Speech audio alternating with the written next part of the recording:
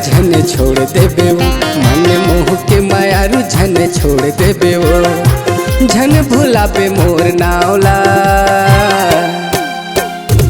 पूछत आबे हेर संगवारी, जिला बलौदा तोरा गाँवला। पूछत आबे हेर संगवारी, जिला बलौदा तोरा गाँवला। मन मोह के मायारू तोला नहीं छोड़ोगा, मन मोह के मायारू तोला नहीं छोड़ोगा, नहीं भूलोगा तोरे नावला। पूछत आहूँ एरे संगवारी, जिला बलौदा तोरा गाँवला। पूछत आहूँ एरे संगवारी, जिला बलौदा तोरा गाँवला।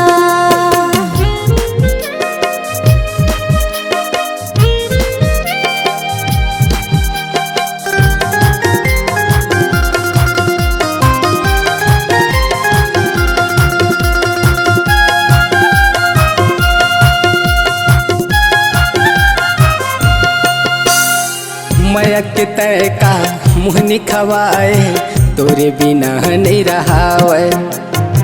नहीं छोड़ाओ तोला मैं हराजा, कहीं ते किरिया खवाले।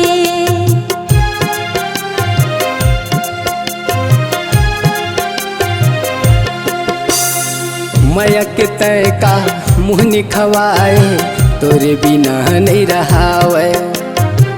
नहीं छोड़ाओ तोला मैं हराजा, कहीं ते किरिया खवाले। पीरित लगा के झन छोड़बे तय, पीरित लगा के झन छोड़बे तय, झन भुलाबे मोर नावला।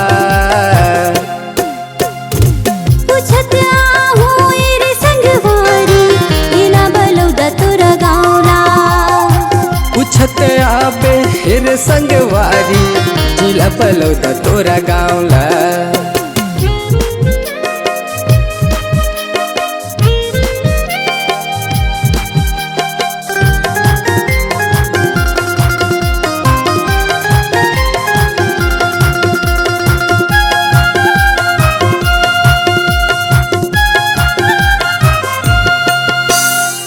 आही कही के तोला वो गोरी, देखत रहे हूँ मैं रस्ता। आहूँ गा राजा जरूर मैं आहूँ, खावत हवाओं में किरिया।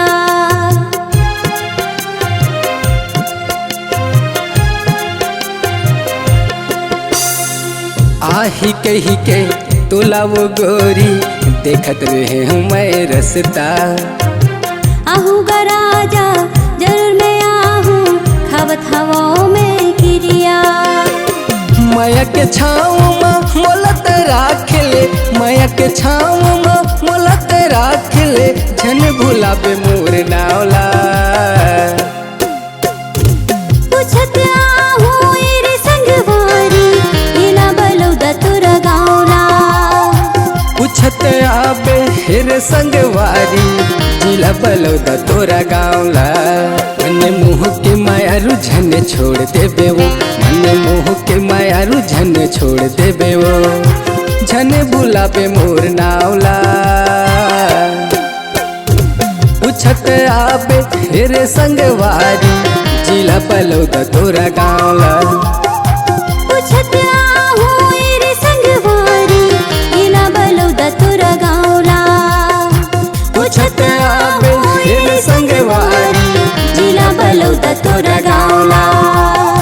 पूछत आबे हेर संगवारी, जिला बलौदा तोरा गाँवला।